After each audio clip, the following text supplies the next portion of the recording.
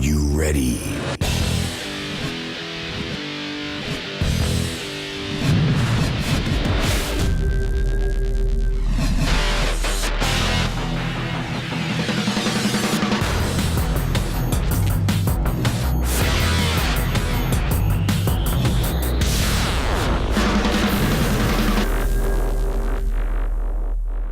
Hello and welcome to Snetterton, where we've finally been blessed with blue sky and sunshine for the opening round of the Radical Sports Car Clubman's Cup. There are two 20-minute races today, and as ever with these popular cars, we can expect a fierce competition. Roger Green is Marketing Director for Radical. Let's talk to him about how he sees the season ahead. Roger, there's been a few changes, of course, in the Radical Sports Cars Championships this year, slightly restructured.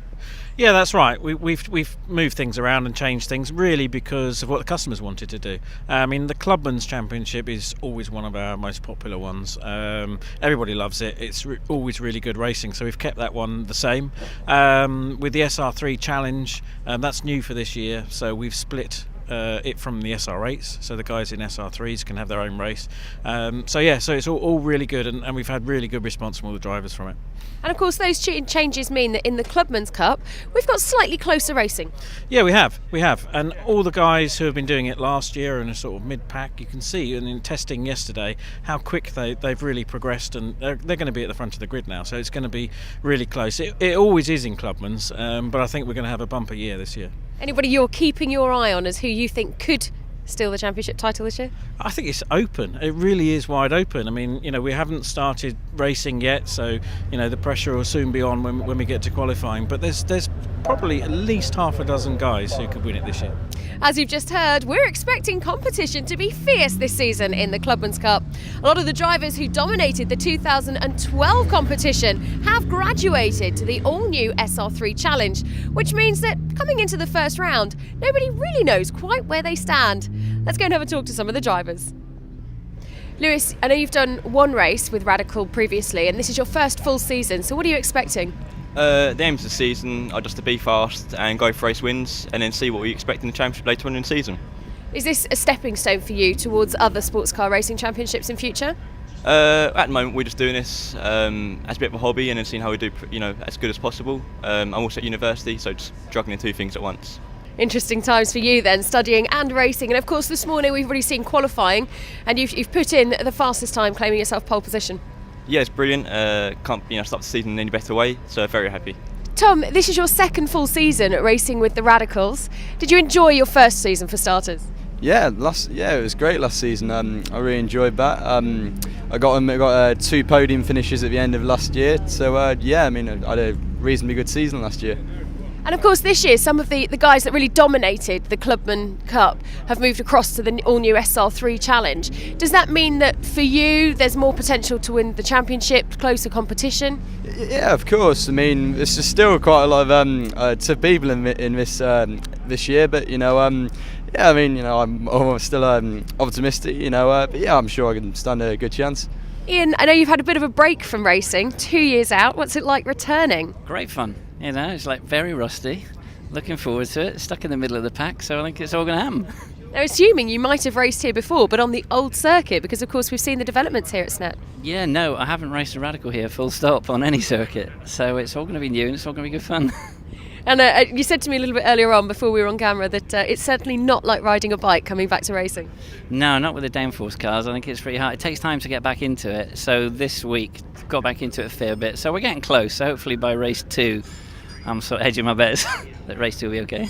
Well, you've qualified 7th. I think that's pretty good going after a gap. Some of these guys have been racing continuously over the last few years. Yeah, be beginner's luck. Returnee's luck.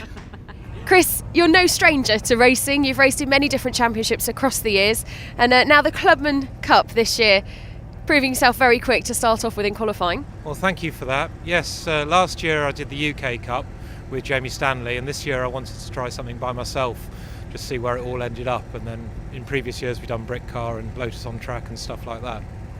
So of course you put it on second already on pole. Not a lot between yourself and Lewis Plato. No, unfortunately, with two laps in to the end, I picked up some debris on a corner and got some dust all over the tyres and went and blew the last lap. So I'm very happy with P2, but 2/10, not a lot, is it? And of course, we've seen over the last 2 years the new configuration here at Snetterton with the new circuit. Do you like it? I do. I mean, I think like a lot of people, when we first saw it, there was a lot of nervousness about it. But I think it's actually one of the best motor racing circuits in the country now. There's just a bit of everything here, and it's long, and there's a lot to learn. And does it suit these cars?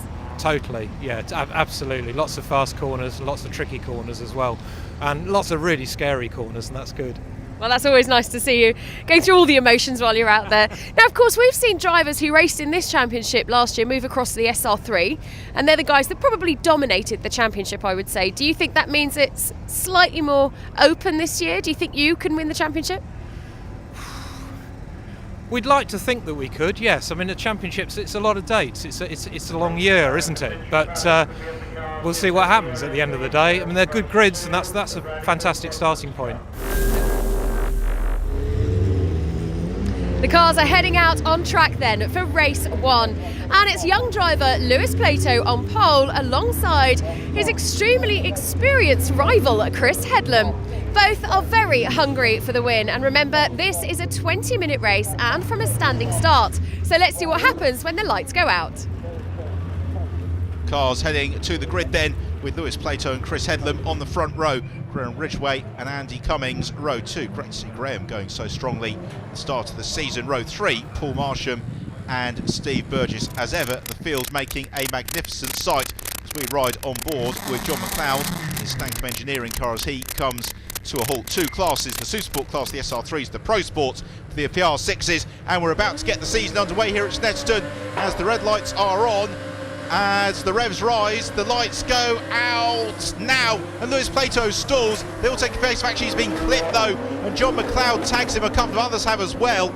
And oh dear, that's a very unfortunate way to start the season. John McLeod has just dinked his nose cone there, and 1 or 2 others have been involved too. Richard Stables and Brian Murphy clambering from the cockpit. Meanwhile, it is Andy Cummings who leads the way. Chris Headlam in second. Graham Ridgway was third. He goes sideways. Paul Marshmalls has a spin as well, and the Winter Blues maybe taking a couple of corners to shake off. Unsurprisingly, with debris all over the track, the red flag comes out. Let's have a look then at exactly what happened. In car with John McLeod. It's such a narrow start and finish straight here at Snetterton on the centre straight. When the car in front stalls, John McLeod, you see, unsighted. Now he sees Lewis Plato, and then it's too late. Absolutely nothing really that any of the drivers involved there could have done to avoid that. Another view from Richard Stables, again completely unsighted on what's going on ahead of him, and Stables just pulls left and brings the car to a halt. Very unfortunate. Fortunately, damage not too significant. Once more we see it from the front, and just the slightest of contacts for Lewis Plato, and then John McLeod, no visibility of Plato until the last moment. He jumps on the brakes, but by then it's a little bit too late. Right, take 2, Lewis Plato on pole position, Chris Headlam alongside him. Green flag waving from the marshals, red lights are on, revs rise, lights go out any second now, and unfortunately Plato's stalled in again, this time maybe forewarned is forearmed, so most of the field able to take evasive action. Steve Quick doesn't do so. Doug Carter also was rather boxed in there in the number 2 car. The rest of them though are on their way and sprinting through. Richards the first time, who's got the advantage as they come out of Palmer. It is Andy Cummings from Steve Burgess, Chris Headlam and Tom Jordan in the Pro Sport class, the PR6s, but it's Mark Abbott who's the 4 of that as Andy Cummings turns through. Oggy's on towards Williams, and then that long run along the Bentley Straight towards Brundle and Nelson. Steve Burgess do what he can in hop shoot, but coming through to complete lap at Coram Curve. Andy Cummings now beginning to be under a little bit of pressure here from Steve Burgess, who is trying to latch into his slipstream as the pair of them in their immaculate SR3s complete the lap, hugging very tight against the pit wall. And Chris Headlam also showing very strongly, as is Tom Jordan. There's Mark Abbott leading the Pro Sport class this stage, as Burgess trying to get onto terms with Andy Cummings, but Chris Headlam very much in the mix, and really the pair of them working together, closing up onto the tail of the race leader, Paul Marsham, as well, going strongly in these early stages, but it's still Cummings who's got his nose ahead. Although Burgess is clambering up onto his tail, and you really feel it's going to be between one of these three drivers as to who claims the inaugural victory in the 2013 Radical Clubman's Cup. Through Coram Curve once more, and it's now Burgess who's ahead. So Steve Burgess has made the move, and Andy Cummings out of our sight, and now that Steve Burgess is through, lead the race. He's beginning to pull clear of Cummings, who's under pressure as well from Chris Headlam. Great battling going on throughout the field, a real characteristic, of course, of the Radical Clubman's Cup. We saw it. So Marcello Maratiotto as Headlam and Cummings in this fight for second place. As Ian Charles, one of the runners in the Pro Sport class, comes through to complete another lap. The fight for second and third is as close as ever, and Chris Headlam, try as hard as he can, is still struggling to find a way through and past Andy Cummings at the moment. The pair of them then sprinting on to Williams, is looking to gain some ground there, but snatching the break slightly was Jennifer Ridgway. She runs a little bit wide, and veers back onto the circuit. Lewis Plato, very unfortunate to be caught up in some of that, and sometimes when it's not your race, it's not your race. The pair of them, though, back underway. No harm done from that one. Still, the battle's gone through the field as Andy Harwood is on the tail of Steve Quick. Harwood in car 25. Steve Quick there in that very nicely liveried number 9 machine. Andy Harwood seeing what he can do to pick his way around the versatile Steve Quick, who has made the transition from sports cars radicals this year, is in the Pro Sport class. Doug Carter, one of the runners to the fore of the class, where the lead has now been taken by Richard Stables, though Ben Dimmock is running him closely. It's Steve Burgess who leads the race overall, fights the wheel, but well in command of this one. So we're into the latter stages of the race. Still, though, the fight for second and third, and that's Headlam's opportunity to pounce on Andy Cummings, and he launches the inside at Williams, and through he goes. Chris Headlam snatches second place away from Andy Cummings, as arriving into Murray's for the final time is Steve Burgess. He accelerates up the centre straight. There is Chris Headlam in second and through, well clear of Andy Cummings. So over the line, taking the checker flag already through is the race winner Steve Burgess. Second place has gone to Chris Headlam, and third to Andy Cummings within the Pro Sport class. Victory for Richard Stables from Ben Dimmock, and third going the way of Doug Carter. 3 happy drivers on the podium, but another race to come, so no champagne. Andy, a great race for you, but certainly not easy. No, it's pretty similar to qualifying actually. First 5 or 6 laps I was storming away, and then I could feel the tiredness coming over me. I just started making silly mistakes, and that's when Steve and Chris got a run on me. So, but you're pleased with the third place overall? Yeah, it's a good start to the season, and like I say, we can improve on that now. Chris, did you see much of what happened on the first start? No, I didn't, which is probably just as well, actually. No, the first I heard about it was from the marshal, so yeah, hopefully everyone was okay. Everyone's absolutely fine. Just a few egos, I think, Bruce. But for you, though, once we restarted, a great start and a great race. Well, my start off the line wasn't great, actually. No, it wasn't. No, that's something I need to get my act together on. Beyond that, it was lots of fun, lots of racing, which is the main thing. Yeah, proper wheel-to-wheel. Absolutely, and almost very close wheel-to-wheel action at some points, I heard. Yeah, well, we'll leave that for later in the bar. But yeah, I'd say that. Steve, a difficult start first time round for everybody out there, I think, and second start more promising for you. Yeah, I had a decent start in the first one, and I managed to avoid all the chaos. But yeah, the restart got a good start into second behind Andy. Level pegged him for the first few laps, and then he started making a couple of little errors and managed to sneak by him. Well, he certainly seemed to think his fitness isn't up to it, and he was losing concentration, so perhaps you've got the advantage. Early days yet, but he certainly doesn't give up, that's for sure. Lewis, first start didn't go quite according to plan. No, a bit of an experience there. Still on the start, and then got clipped from drivers behind me. And that meant I had to pull in the pits to repair the car and start from the pit lane for the next restart. And of course, things started off in the second start pretty well. You were climbing up through the pack nicely, but what went wrong? Yeah, it was going well. I think we was on for a top 6 finish. And then one of the drivers came off the circuit, and as we rejoined, they drove into us. And that was the end of our race. Just goes to show, though, that you've got the race pace. Yeah, most definitely. Just got to get the starts right, and I think we'll be all okay. Well, I wish you the best of luck for the second race of today. Thank you very much. The cars are heading out now to the grid for the second race of the day. Another 20-minute race from a standing start. And again, it's Lewis Plato who sits on pole alongside Chris Headlam. Lewis is certainly hoping to get a better race and, of course, to convert that into a podium finish. Let's see what happens. Well, it certainly should be dramatic. We're in car with Andy Cummings as we get ready for the start. The 5-second board goes out. Cummings lines up third. Red lights are on.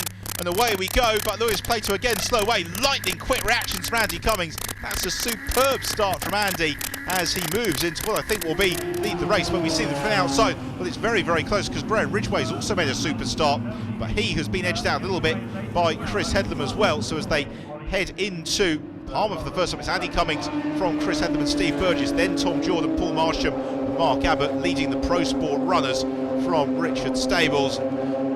Pack then sprint their way on towards Agostine the hairpin for the first time, and then out of Hamilton the race leader Andy Cummings, as he did earlier on, but will he hold on for the victory this time around? It was Steve Burgess who scored the win.